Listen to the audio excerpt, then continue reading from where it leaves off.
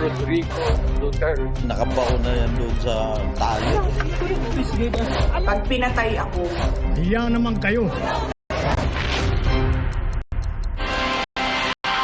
Mga kapuso, saktong isang linggo na lamang ang natitira sa taong 2025. Kaya mula ngayon hanggang sa mga susunod na araw, babalikan natin ang malalaking isyong pinag-usapan at tumatak ngayong taon.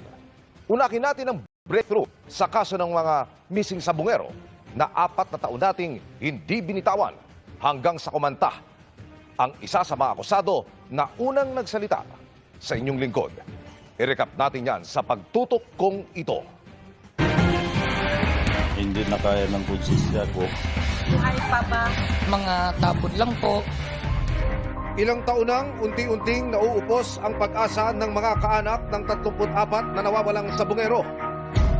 Pero ngayong 2025, muling gumalaw ang kaso sa mga nabulgar simula nitong Hunyo. Hindi na kaya ng konsensya ko. Buong pamilya ko gusto pang patayin. Lumapit sa GMA Integrated News ang isa na dati nang isinasangkot na nooy hindi na muna nagpakilala. Sinagot niya ang tanong na matagal nang bumabagabag sa kaanak ng mga nawawala. Buhay pa ba sila o mga patay na? Mukhang malabo na buhay pa sila.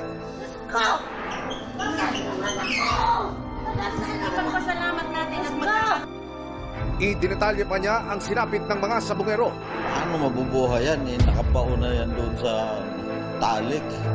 Hindi lang anya 34 ang namatay, kundi mahigit 100. Kabilang ang 2 menor de edad na tagapagpatuka lang ng panabong na manok na hindi na nakita matapos sumama sa amo.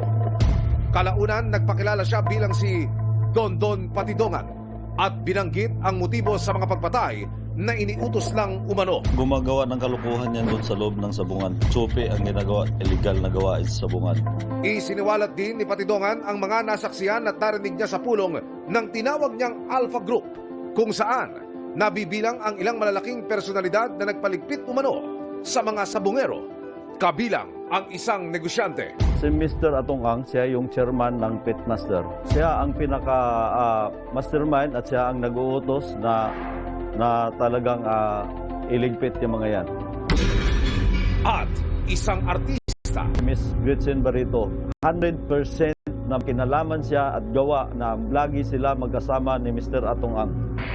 Mariing itinanggi ni Atong ang mga akusasyon. Malalaman nyo rin ang totoo. Lahat ng grupo namin, mga disenteng tao yan. Wala naman kami ng history na pumapatay ng tao. At sinampahan ng reklamo si Patidongan, pinabulaanan din ng kampo ni Barreto ang mga paratang. His allegations against Ms. Barreto is based on a suspicion, speculation. Nanindigan si Patidongan sa kanyang mga paratang. Ilang araw makalipas ng kanyang pagkanta, inumpisahan ng Philippine Coast Guard ang paghahanap sa mga labi ng mga sabungero sa bahagi ng Taal Lake sa Laurel, Batangas. Sa unang araw pa lang may nakuha ng sako ng mga buto sa gilid ng lawa. Kinabukasan, 2 pang bag ang naiahon mula sa Taal Lake sa pagsisid ng mga diver ng PCG na sinundan ng 2 pang sako sa sumunod na araw. Ang mga sakong na-recover kinumpirma ng pulisya na may buto ng tao. Inukay din ang ilang bangkay sa sementeryo sa Laurel, Batangas. Ang kondisyon ng mga katawan ng makuha ayon sa manager ng puneraryang naglibing. Mga tapon lang po. Tapos may mga tama ng barel. Saan po? Laging ulo. Tapos nakatali ang pa. Yung iba po.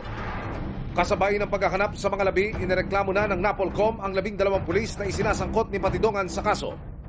Formal na rin naghain ng patong-patong na reklamo laban kina Ang, Barreto at dating PNP NCRPO Chief Jonel Estobo, ang mga kaanak ng mga sabungero. Do you think this investigation will be fair? Si Ang naman, kasabay ng paghahain ng kontrasalaysay sa DOJ ay hiniling ding ibalik ang kaso sa CIDG at nagsumiti rin ng ebidensya para idiin umano si Patidongan. Matapos ang preliminary investigation sa kaso, inirekomenda ng Justice Department na kasuhan ng kidnapping with homicide at kidnapping with serious illegal detention si Atong Ang. Dawit din sa inirekomendang kaso ng ilang pulis. Ibinasura naman ang reklamong inihain laban kay Barreto. Kasabay niyan, patuloy ang pagsuri sa mga butong nakuha sa Taal Lake. Ang laki po ng pag-asa namin na makamit na namin yung